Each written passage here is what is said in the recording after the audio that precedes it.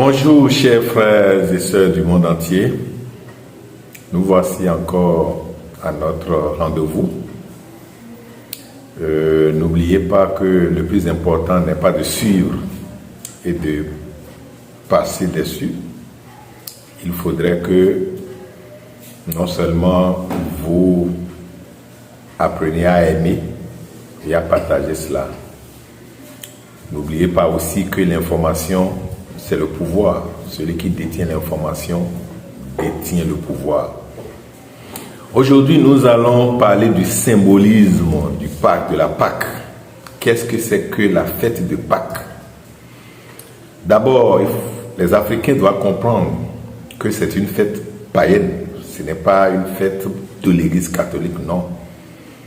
L'Église catholique s'est appropriée de cette fête qui existait depuis avant même la naissance de Jésus-Christ. La Pâque veut dire passage tout simplement. Passage d'un point A à un point B de sa propre vie en réalité. C'est de ça qu'il s'agit. Lorsque vous évoluez d'un point vers un autre point, vous êtes déjà dans la Pâque. Le problème c'est que vous passez d'une période de souffrance à une période de gloire, à une période de grâce, de gaieté. C'est ça, Pâques. Et donc tous les jours, peut-être toutes les semaines, peut-être tous les mois, peut-être toutes les années, vous vivez la passion de Christ sans le savoir. Puisque quand le Maître Jésus-Christ a vécu la même chose que je viens de démontrer, qu'on lui a collé cette notion, et donc il est devenu un instrument de la chose, d'une fête qui existait. Et donc chacun de nous doit essayer de voir ces périodes en nous, comment vous arrivez à transcender des épreuves de votre vie, et vous quittez ces moments d'épreuve pour vous retrouver dans des moments de gloire, des moments de paix. C'est ça la Pâque. Et je dis que ça existait bien avant la naissance de Jésus-Christ. Nos ancêtres égyptiens la fêtaient cette fête-là. C'est devenu la chose de l'Église parce que, à un moment donné, l'Église catholique romaine était appelée à dominer le monde entier. Elle dominait pratiquement les Romains. Avec les gladiateurs. Lorsque l'Égypte a été défaite sous le règne de la reine Cléopâtre, les Romains ont pris la gestion du monde, et tout ce qui doit accompagner la gestion, c'est aussi l'Église. Et n'oubliez pas aussi qu'au départ, l'Église et la politique étaient une unité. L'Église n'était pas séparée de la politique. Et parfois, lorsque beaucoup de décisions doivent passer par aussi le clergé. Le clergé a son mot à dire lorsque certaines décisions doivent être prises par la politique. Et c'est en cela que le père Constantin, qui a voulu convertir le monde entier, ou qui a cherché à convertir le monde entier au christianisme,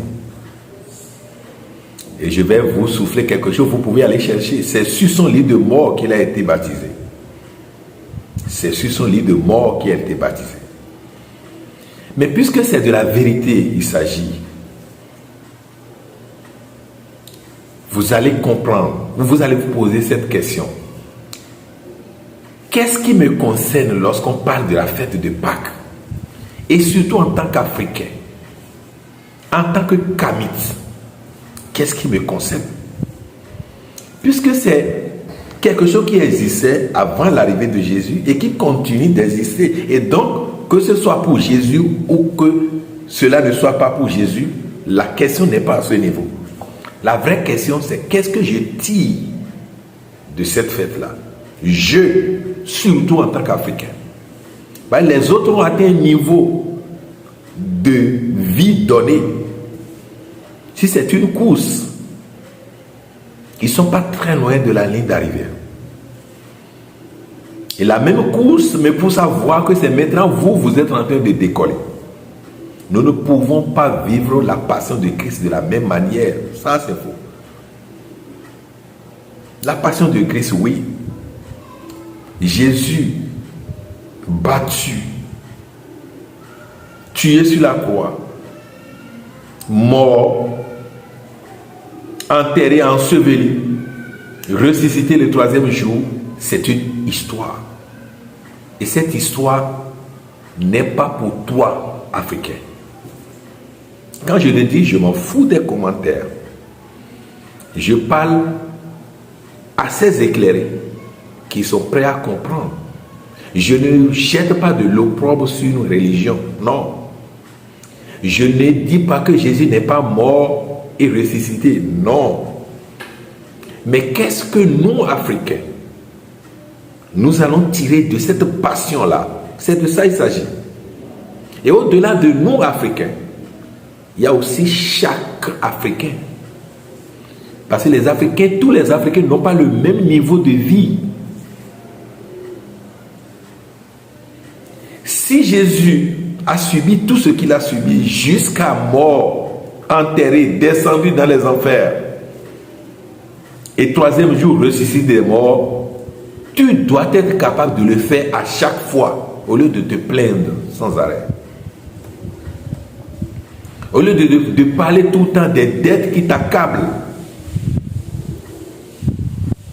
des problèmes de ton locataire qui est prêt à te sortir, de ton problème professionnel, sentimental, conjugal, et que sais-je encore. Tu veux ou tu ne veux pas, ces problèmes existeront toujours. Parce que c'est en réalité l'essence même de cette chose, c'est que c'est des situations de vie. C'est des douanes de notre vie. Et que chacun de nous doit passer par cette douane-là. Et comme toute douane, il doit y avoir des douaniers. Et ces douaniers ici, dans ce cas, c'est des lois qu'il faut apprendre. Qu'il faut apprendre, l'intérioriser et manger cela. Devenir maintenant la loi pour que la loi elle-même affronte la loi au moment opportun. Alors, lorsqu'une situation rentre dans votre vie, vous devez apprendre à accepter la situation. Vous me direz, c'est pas facile. Oui, même dans la passion de Christ, c'était pas facile pour Jésus-Christ. Souvenez-vous de sa fameuse phrase. Père, si tu peux éloigner de moi cette coupe, non pas ma volonté, mais que ta volonté soit faite. Ça veut dire que ce n'était pas facile pour lui aussi. En tant que fils de Dieu, en tant que Dieu, en tant qu'un homme Dieu, ce n'était pas facile pour lui. Alors, ce n'est pas toi ni moi qui devons fuir une épreuve du genre. S'il est dit quelque part que je suis le chemin, la vérité, la vie, personne ne peut fuir ce chemin-là. Il a parlé de façon symbolique. Tu peux l'adorer jusqu'à quand on finit toute l'église, on finit de célébrer complètement l'église. Tout le reste de communion ou de vin, c'est toi qui prends. C'est pas grave. Mais je te dis, tu peux ne pas accepter aujourd'hui que tu vas vivre la même passion. Ou tu le vis tout le temps dans certains domaines de ta vie déjà et tu ne sais pas. C'est dans tous les domaines de notre vie que nous devons vivre cela. Les épreuves vont venir. Selon notre état de conscience, les épreuves vont venir. Mais si nous n'acceptons pas, nous n'apprenons pas à accepter les épreuves, nous ne pouvons pas les traiter. Apprendre à accepter une épreuve, c'est être prêt à combattre cette épreuve-là. Et je vous le dis en vérité, être prêt à combattre l'épreuve, c'est déjà la vaincre. Mais lorsque vous pensez fuir une épreuve, elle sait courir mieux que tous les meilleurs coureurs du monde. Donc, elle va te rattraper. Et tu vas la subir. et tu vas la dominer complètement. Et devant toi, elle sera plus une épreuve. Elle sera juste une situation que tu vas banaliser en temps opportun. Mais elle va faire appel à une épreuve beaucoup plus dense qu'elle, que tu seras encore prêt à affronter. Et c'est d'ailleurs pour ça que chaque année, l'Église va montrer combien de fois Jésus va mourir, donc l'Église va tuer Jésus et le ressusciter pour que nous puissions vivre la joie, nous puissions passer d'un moment d'épreuve à un moment de gloire, de grâce. Pour nous rappeler que c'est ce qui nous attend toutes les fois. Mais nous sautons à l'église tout simplement. Jésus ressuscité. Nous savons qu'il est éternellement béni. Il est déjà parti. Il dit, je vais partir pour vous envoyer le consolateur. Et le consolateur, l'Esprit Saint était venu. Alors pourquoi nous continuons de le célébrer? Parce que l'Église veut nous rappeler que c'est cela qui nous attend. Et en termes d'Église, si nous avons la foi, nous allons dominer, transcender les épreuves. C'est comme ça que l'Église va dire. Le terme d'Église, le vocabulaire d'Église est la foi pour pouvoir transcender les épreuves. Et la foi, et Dieu va t'aider à dominer les épreuves. Mais combien de fois Dieu t'a déjà aidé? Tu as 33 ans, ça veut dire que tu as vécu au moins 33 Pâques. Tu as 50 ans, ça veut dire que tu as vécu déjà 50 Pâques. Et donc tu as révisé 50 fois la même leçon sans appréhender la quintessence, sans comprendre ce qu'il y a dedans. Tu es prêt même à réciter ça comme une poésie. Mais tu ne sais même pas ce que tu tires dedans.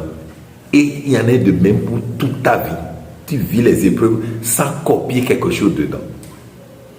Sans apprendre quelque chose de tes épreuves. Sans avoir d'expérience de tes épreuves. Alors, quand est-ce que tu peux passer d'une épreuve à une autre? Parce que il y en a. Hein? Il y en a. Et tant que tu vivras, il y en aura. Et donc, ce symbolisme qu'est la fête de Pâques, désormais les Africains doivent comprendre que c'est une fête qui leur dit comment ils vont subir des transformations dans le temps et dans l'espace. C'est juste un rappel. Et lorsque vous savez que vous êtes fait pour transformer votre vie, la transformation. Ce qui est bien en numérologie, l'homme est le prototype de la transformation, le 5. Ce que les grands initiés appellent le pentagramme, c'est le symbole de la transformation qui représente l'homme debout, les pieds, 2 pieds écartés et les 2 mains écartées. Cela représente le 5, qu'on appelle transformation, mouvement, action. Et nous tous, nous avons ça devant nous. Et c'est un travail quotidien qui nous attend comme ça. C'est comme les habits que nous nettoyons, nous lavons. Le nombre de fois les habits vont rentrer dans l'eau et sortir. Mais cela ne les empêche pas de devenir sales par la suite. Et puisque la leçon n'est pas suffisamment apprise, on va les laver encore. Et à chaque nettoyage, nous triturons et nous serrons pour enlever l'eau qui est dedans. Et parfois, en serrant l'habit, il se déchire. Si vous n'apprenez pas les leçons, les épreuves finiront par vous avoir. Et dans l'évangile de Thomas, excusez-moi, c'est des recherches qui m'ont poussé à savoir cela. Le grand maître Jésus disait ceci: malheur à l'homme que le lion mangera, car l'homme deviendra lion. Mais heureux à l'homme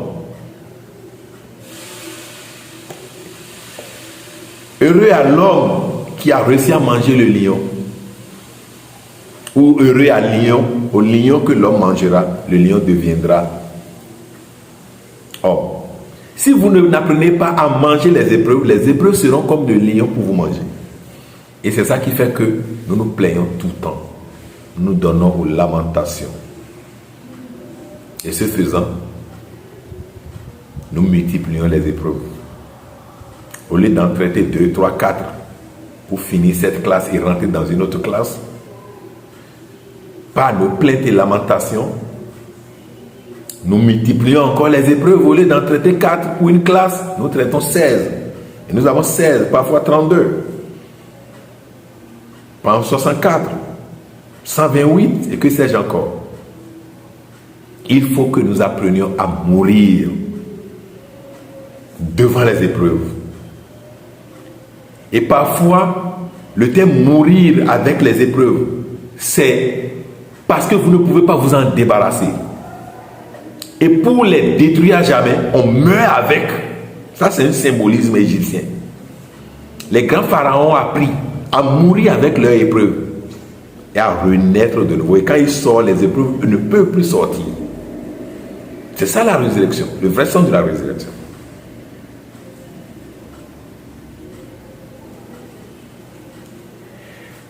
Vous devez accepter et comprendre que des choses comme ça existent dans votre vie. Et en son temps, vous allez, quand elles ne sont pas là pour vous embêter, vous apprenez les leçons en lisant beaucoup. Les livres, lisez-les encore et encore. Étonnez-vous des manifestations de la vie. Le vent qui souffle, étonnez-vous. La pluie qui tombe, la première pluie qui tombe, qui nettoie les saletés sur le toit. Mais cette première pluie vous nettoie aussi. Mais est-ce que vous mettez ça dans votre conscience que vous êtes en train d'être nettoyé afin que les autres pluies vous lavent?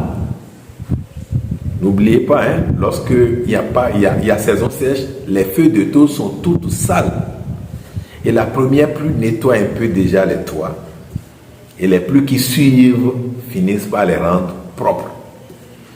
Ça veut dire que le premier pas doit être fait par toi-même. Je reviens sur le symbolisme de mets ça au genou et Dieu t'aidera à le mettre sur la tête. Si tu ne fais pas un peu d'effort, personne ne le fera à ta place. Même Jésus ne réussira pas à le faire à ta place. Ça fait 2023 qu'il est parti, mais les épreuves ne sont pas parties de la terre. Et il était quand même venu mourir sur la croix pour nous sauver. Mais les épreuves sont restées. Je tiens à te dire, tous ces mots, ce ne sont que des symbolismes. Ce ne sont que des symboles. Celui qui va faire le grand pas, c'est toi. C'est toi qui vas prendre ta croix. C'est toi qui vas la traîner. C'est toi qui vas tomber encore et encore et encore. Le nombre de fois qu'il faut. Et c'est toi, par tes bons comportements, qui fera appel à un certain Simon qui va t'aider à garder ça un peu. Mais au final, c'est toi qui iras sur ta croix. C'est toi qui seras cloué. C'est toi qui seras bastonné. C'est dans ton visage, les gens vont cracher. Ta tête servira de tam-tam où les gens vont taper. Tu seras mort, les gens vont enterrer. Et pour que il n'ait pas la honte, ils mettront des pierres sur ta tombe. Et c'est toi qui réussira à connaître la résurrection, pousser la pierre et sortir. Et c'est toi qui sauras à l'intérieur de toi que tu es vivant. Lorsque les femmes, Marie et autres l'ont vu, sont allés trouver le tombeau vide et qu'ils ont vu quelqu'un, le maître dit: pourquoi cherchez-vous celui qui est vivant parmi les morts? Ce n'est que toi seul qui sauras que tu vis, quoi qu'en soient les épreuves qui t'accablent. Si tu vis, tu sauras que tu vis. Mais si tu es déjà mort, tu resteras là en train de te plaindre. Et les gens aiment parfois quand vous vous plaignez, parce qu'ils se disent: il va rester comme ça. Il y en a des gens qui attendent ça. Ou tu avais des ennemis, il a discuté avec moi, il ne sait pas. Quand on discute avec moi, on vit ces choses-là. Quand on m'insulte seulement là, c'est des choses comme ça on vit. Il n'a rien vu encore. Si vous devez donner raison à vos ennemis, tant pis. Mais faites de vos ennemis vos amis. C'est-à-dire vous êtes toujours souriant parce que vous êtes prêt à affronter des épreuves, quoi qu'en soit le degré. Et comme ça, les ennemis deviendront vos amis. Et en ce moment-là, votre lumière sera utile pour l'humanité. Merci. Soyez en paix et que la résurrection dans toutes les dimensions de votre vie soit chose effective.